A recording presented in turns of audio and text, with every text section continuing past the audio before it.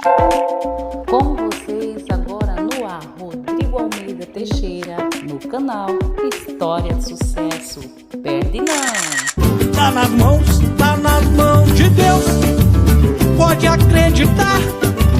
Bota pé na vida, confia que vai variar. Tá nas mãos de Deus. Pode acreditar. Tudo tem seu tempo, mas tem que saber esperar. Meu povo, tudo bom com você? Nessa segundona, estamos aqui com ele, Ronildo de Arimateia, diretamente de Minas Gerais. Mas antes de eu falar boa noite para o Ronildo, eu quero perguntar para você, você já se inscreveu no meu canal? Você já comentou lá? Então eu quero fazer esse convite todo especial para você. Se inscreva, compartilha, comenta. E se você quiser também contribuir com algum valor para ajudar o nosso trabalho, o Pix vai estar passando embaixo aí no rodapé, mas eu vou falar aí para você. 045 196 949 90. 045 196 949 90. Olá, Ronildo, boa noite para você. Boa noite, Rodrigo. Boa noite para todos aí, né?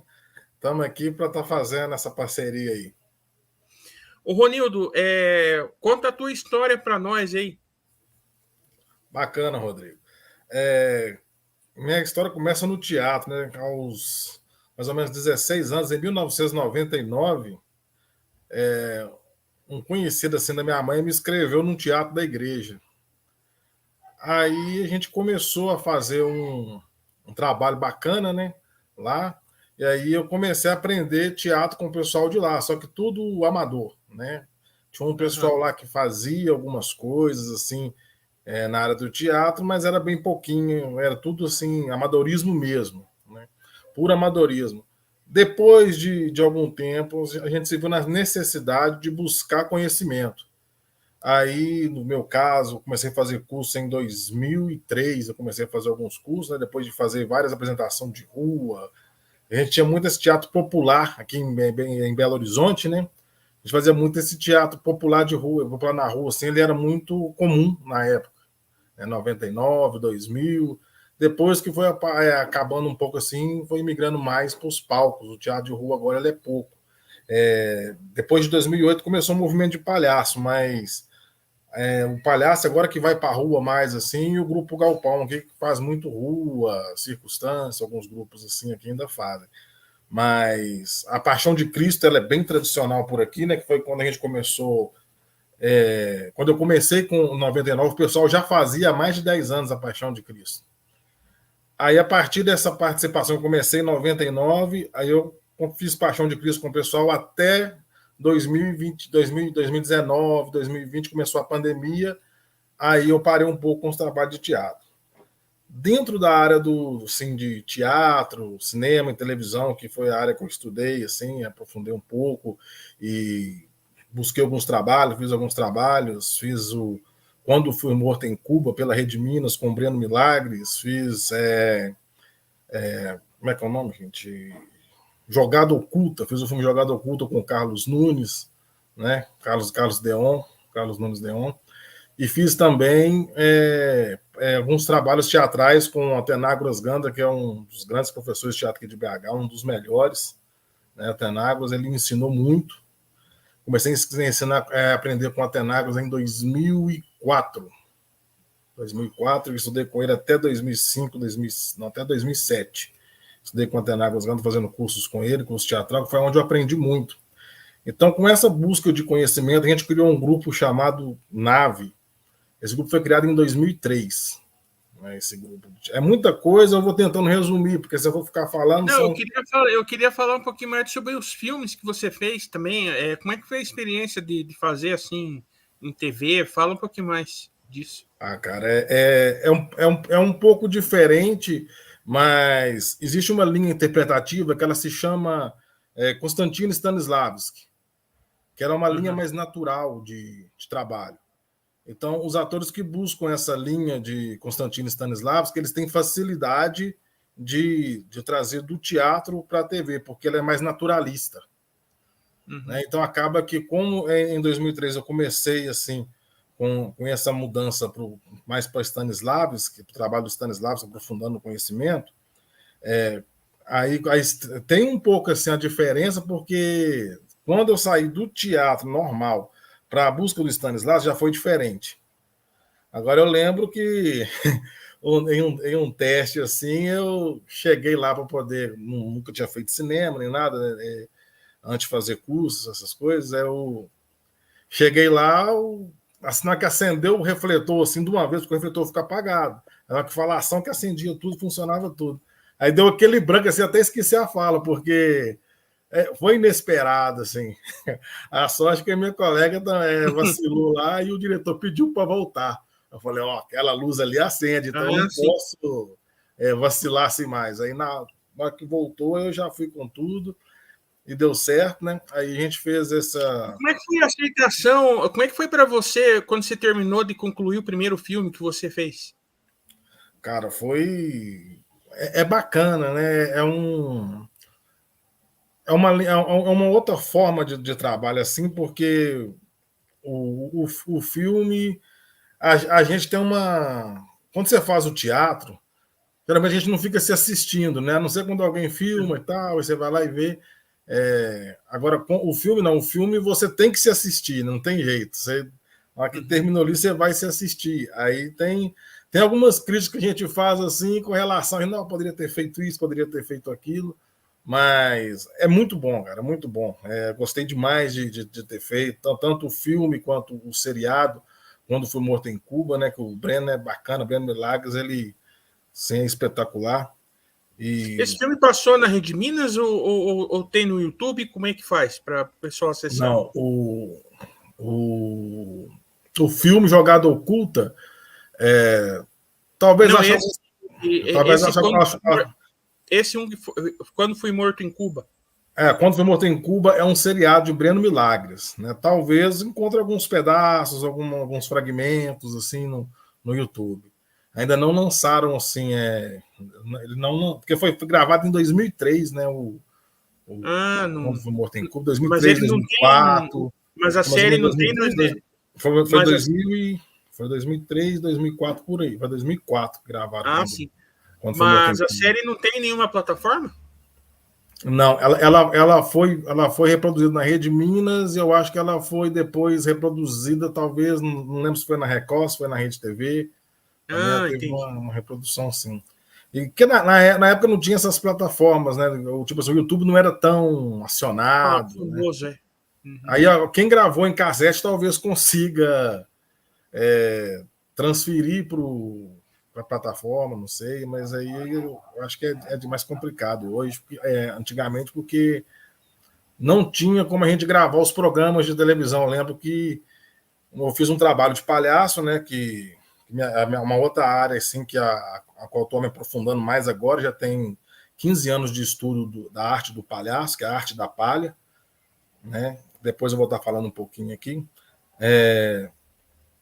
Mas aí acaba que para as pessoas poderem tá filmando seus trabalhos assim, quando passava na televisão, a gente pegava o celular e tentava filmar ali um pouco ali das reportagens. Isso aí já em 2007, 2008, a gente já tentando fazer essas coisas assim. Agora, no meio da palhaçaria, como é que é? Eu queria que você falasse mais sobre o teu trabalho na palhaçaria. Antes da palhaçaria, só para finalizar aqui, né? Eu fiz e aí teve em 2008, eu comecei a fazer um trabalho no Teatro Kleber Junqueira também, a partir de 2008. Cara, foi uma parceria assim fenomenal. O Kleber Junqueira, ele produziu, né, a peça Descobrimento do Brasil. Ele colocava um barco maior que um ônibus dentro do palco, e esse palco ele girava, né? O palco era uma atração, mas a vida que a gente dava dentro do barco, do navio, para poder contar a história do descobrimento do Brasil. Ele era um navio que saía de Portugal e chegava ao Brasil. E a história toda é essa, contando a história dessas pessoas que saíram de lá para descobrir o Brasil aqui. Cara, era uma história muito bonita, muito bacana, cara, e o trabalho artístico assim de todos os atores, todo de luz, direção, tudo envolvido assim, foi fenomenal assim. A gente fez aqui, a gente ficou quase um ano aqui apresentando para escolas dentro de um teatro, né, fazendo esse trabalho assim. E aí Marcelino Pão e Vinho, cara, é uma das peças aqui mais consagrada aqui em BH do Kleber Junqueira também, é uma peça muito top que ele fez, o cenário, uns efeitos especiais muito bacana, a gente fazia chover em palco, tinha um assim, fenomenal, a estrutura também, os atores, era tudo bacana, cara, a história contada assim na íntegra, muito bacana, fez também Bela Fera, a Roupa Nova do Imperador, a gente fez vários trabalhos, porque o tempo é curto, a gente vai tentando reduzir. Né? Agora eu vou pular um pouco assim para a palhaçaria para a gente não ficar agarrado. Uhum. Beleza. Na palhaçaria, cara, quando eu comecei a fazer palhaço, quando eu fiz o curso, eu quebrei tudo que eu tinha como ator, assim. Tudo, como quebrou? Porque é diferente. O palhaço, o ator, ele é um personagem e o palhaço, ele é você. Uhum. Entendeu? Eu sou, vamos supor, se eu estou fazendo palhaço, eu sou o palhaço. Se você está fazendo palhaço, você é o palhaço. Então, e é um trabalho de regras e conhecimento que a gente busca para poder expor esse palhaço. Porque quem quer contar, vamos supor, uma tragédia sua, quem quer escorregar numa casca de banana, quem quer tomar uma torta na cara, o palhaço ele se propõe a isso, né? O ator ele tá ali, ele é cheio de vaidades, ele segura suas vaidades ali e tal, ele quer se apresentar o mais bonito, o mais bacana, o mais íntegro do personagem. Já o palhaço, se ele tá gordo, ele expõe sua barriga, se ele tá careca, ele expõe sua careca, se ele machucou em cena, ele mostra que ele machucou mesmo ali, e aquilo tudo vira uma piada, em vez de ser uma tragédia, vira uma piada dele mesmo com a plateia. Ou seja, o palhaço, ele expõe o seu ridículo com dignidade, e isso causa riso. O palhaço da palha, que é o palhaço que a gente trabalha, que é o caso, a mesma linha dos Trapalhões, do Chaves, né? Certo. Até o Mr. Bean, a forma como o Mr. Bean trabalha, o Mr. Bean ele se ridiculariza para poder tá passando ali a comédia. Sempre é ele que leva a torta na cara. Não é ele que o menino vai lá e chuta a canela dele. Nunca é ele que vai lá chutar a canela do menino. E o palhaço da palha, ele não agride a plateia. Nem com palavras, nem com nada. Ele aceita o que a plateia propõe para ele. E tudo que dá errado dentro do espetáculo, o palhaço aproveita para o próprio espetáculo. Não se tem muito aquele ensaio igual tem no teatro, né? Que no teatro você ensaia bastante, no palhaço você só combina. Vamos fazer isso, isso e isso, e vamos para a cena e a cena acontece. Mesmo você nunca tendo contracenado com outro palhaço. Só o fato de vocês conhecerem as regras, né, do palhaço ali, as técnicas, já ajuda. A gente tem aqui uma escola que a gente vai estar agora trazendo essas técnicas que chama magia do palhaço. A gente vai estar agora trazendo essas técnicas todas, esse estudo todo de mais de 15 anos. A gente vai estar trabalhando aqui para estar formando novos palhaços, né? Para poder estar apresentando aí nas ruas, com essa ideia de levar o cortejo para as ruas, estar resgatando esse trabalho de levar a arte até a rua. O teu forte é trabalhar mais na rua ou você faz em escola? Como é que é? Cara, como diz, já fiz quase tudo um pouco, né? Eu dei aula na escola de 2008 a 2011, né? Dei aula no Fica Vivo. Esse projeto de teatro do NAVE, do Grupo Teatral NAVE, que é o grupo que a gente criou em 2003, eu dei aula nesse grupo até 2019. Né? Depois de 2019, eu deixei os meninos mais tomarem conta, falar agora é com vocês, para mim aprofundar mais, né, no outro conhecimento que é o teatro mudo, que é o teatro mudo não, o palhaço mudo, né, que é um trabalho no qual eu tô fortalecendo mais agora nesse momento. Mas a arte, assim, em si, foi em escola, fiz bastante, em rua, o começo foi mais rua. Tinha era festa junina, a gente colocava um caminhão lá, um som e microfone, e ali era mais ou menos umas 2, 3 mil pessoas. Paixão de Cristo, cara, 3 mil pessoas, 2 mil pessoas indo assistir. Então a gente fez muito isso, assim, e pelo Centro Cultural, em 2010, aqui na nossa região, teve um centro cultural, e esse centro cultural ajudou muito a gente a aprender, tanto a trazer mais conhecimento para a gente, mais curso, para mais pessoas, mais encontros, mais ideias, né? E a gente também pôde, com isso, estar potencializando mais também algumas ações assim de rua, né? Dentro do trabalho de um cortejo, de apresentar uma peça do lado de fora. Mas a escola, até 2005, a gente fazia muita escola. Aí depois as escolas começou a aceitar muito teatro empresarial, fazer parceria com teatro empresarial. Aí a gente parou assim, um pouco assim, com o trabalho de escola, no caso de apresentação. Aí a gente focou mais no espaço da aula, que foi um espaço que abriu assim, uma porta muito grande assim, para quem quer dar aula dentro das artes. Entendi. E você fez trabalhos fora de Minas Gerais ou mais em Minas mesmo? Não, todos os trabalhos que eu fiz foi dentro de Minas. Assim, mas nunca te chamaram, mas nunca te chamaram para fazer trabalho fora, como palhaço ou como ator mesmo? Não, acaba que eu acabei focando aqui dentro, né? A gente vai buscando, né? Eu já tive o pensamento há muito tempo atrás, há uns 10 anos atrás, 10, 15 anos atrás, de ir para Rio e São Paulo.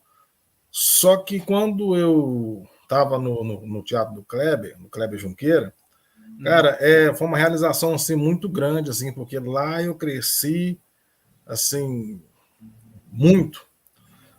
Porque na questão cenográfica, né, a gente pôde trabalhar muito com cenografia, aprender muito sobre cenografia. E lá perto do Teatro Kleber Junqueira tinha a casa do diretor Raimundo Farinelli. Raimundo Farinelli, ele entende muito de cenografia. E acaba que ele me ensinou muito, cara. Me ensinou como fabricar alguns adereços, né, como montar um material cênico para estar usando, como trabalhar com cenografia, como você usar o cenário dentro de uma peça, como você produzir determinado cenário e tal, como você trabalhar, como você reformar, como você trabalhar com a cenografia, e isso para mim poder trabalhar com no caso do grupo que eu tinha aqui, que agora os meninos estão dando continuidade. Isso para mim foi um crescimento assim enorme, cara, assim, uma realização assim que eu pude aplicar no trabalho como diretor. Entendi. E qual que é teus projetos futuros? Meu projeto agora ele está focado assim na área da palhaçaria. Por gostar mesmo, sim, por amor, por paixão, né? Gosto muito do teatro, amo teatro, mas quando eu comecei a estudar palhaçaria, ela foi me puxando de uma forma assim um pouco diferente, assim. Ela, por ser simples, por você ter que se expor mais, eu acho que esse desafio de ter que se expor mais, ele puxa a gente assim de uma forma diferente, né? Do palhaço estar se expondo. E aí, outra situação é que a gente às vezes vê muitas pessoas que colocam o nariz de palhaço, que querem ser palhaço, mas usa isso de forma errada, né? E a gente está trabalhando assim dentro da palhaçaria, a gente consegue estar ensinando para essas pessoas que não é assim, mostrando técnicas, né? Mostrando formas de fazer um trabalho sem ofender uma plateia, sem ofender uma criança. Quantas crianças não têm medo de palhaço?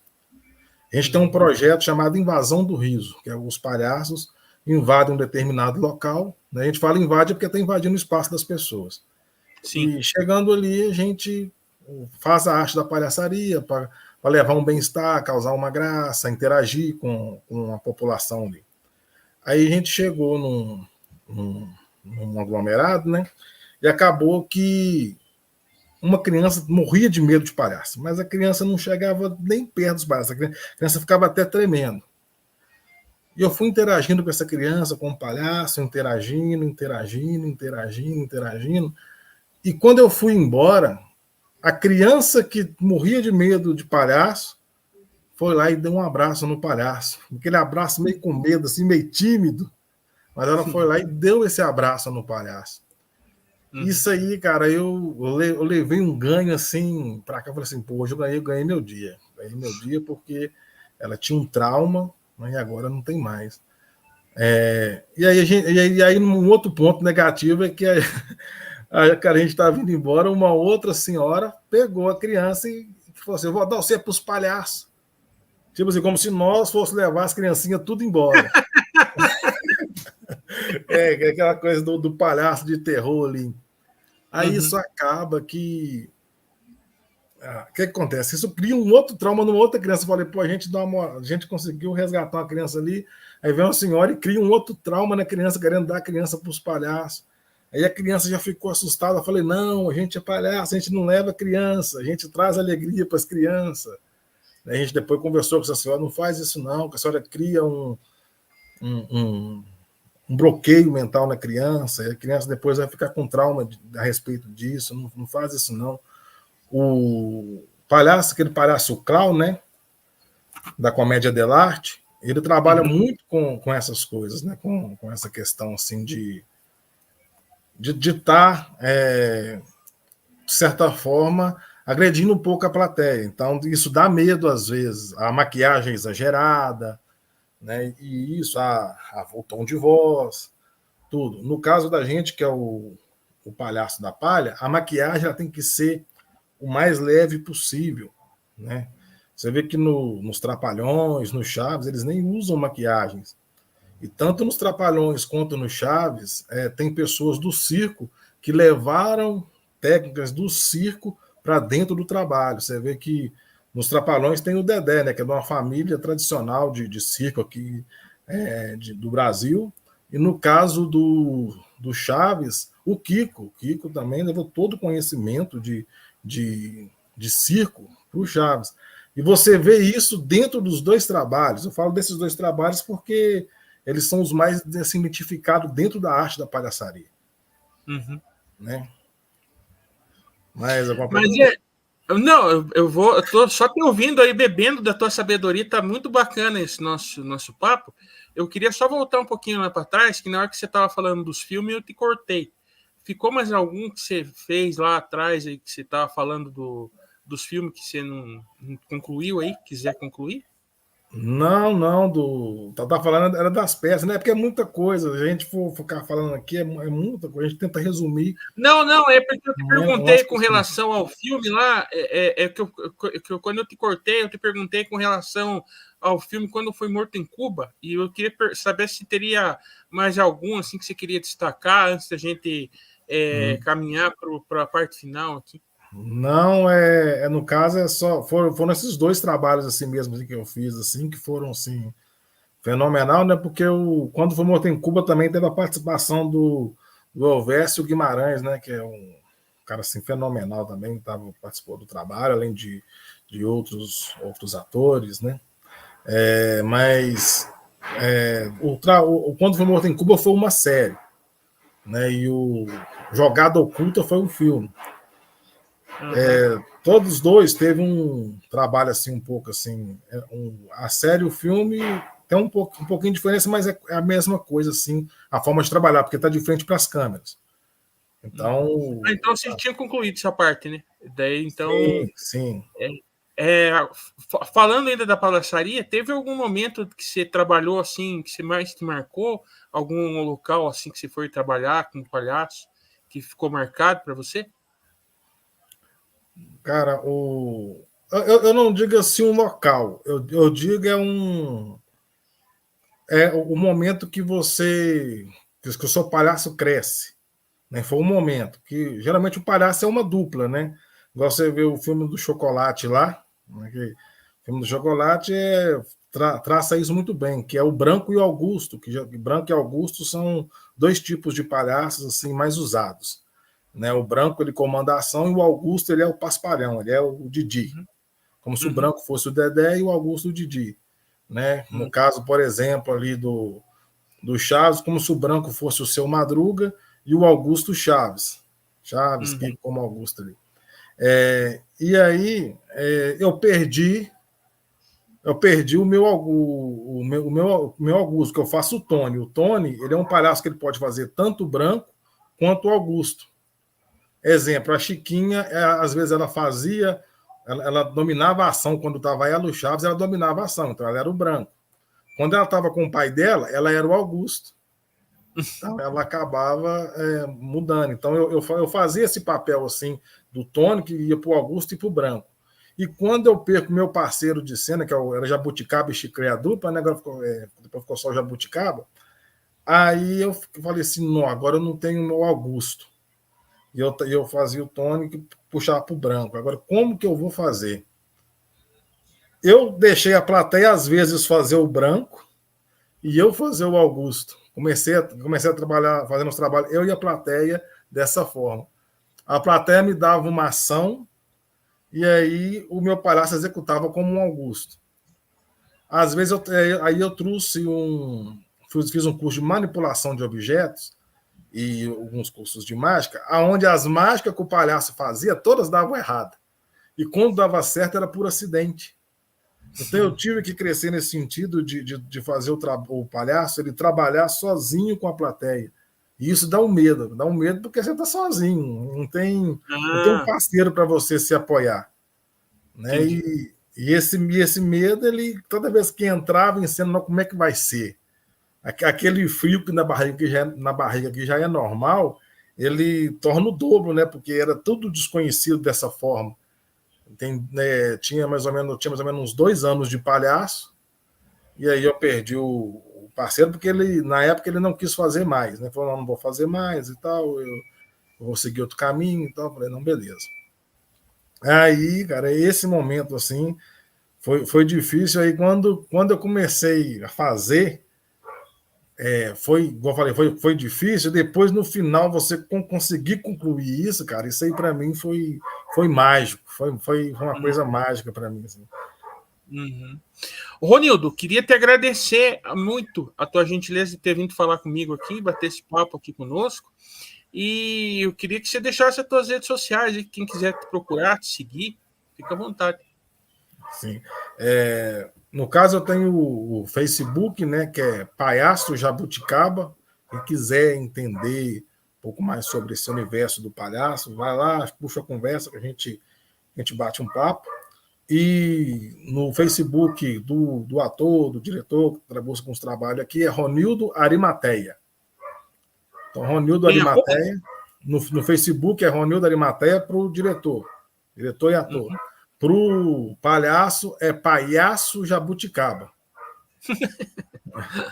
Tá certo. Ronildo, e quem que você quer indicar aí para um programa futuro nosso? Eu vou indicar a minha esposa, né, a Céia Moraes. Ela escreveu 2 livros, né? Deve ter mais ou menos assim, de uns 10 anos para cá, ela escreveu 2 livros. E recentemente, acho que tem uns 4 anos que ela lançou assim, o último, tá com mais umas ideias bacanas aí para tá lançando aí. Até um projeto no Instagram que chama Carinho Todo Dia, não é. Agora esqueci o nome, vai me pegar. É porque ela posta lá direto lá e agora eu esqueci o nome. Mas é um projeto bacana, que todo dia ela escreve alguma coisa e coloca lá no Instagram dela, né? Que ela cria um desenho com uma frase, coloca lá com uma ideia, né? Para fazer as pessoas estarem pensando assim. Tá certo. Esse foi Ronildo de Arimateia, o Palhaço Jabuticaba. É isso? Isso. Obrigadão, Rodrigo. Tudo de bom. Obrigado, tamo junto aí. Obrigado. Nossa, foi maravilhoso. Boa noite a todos.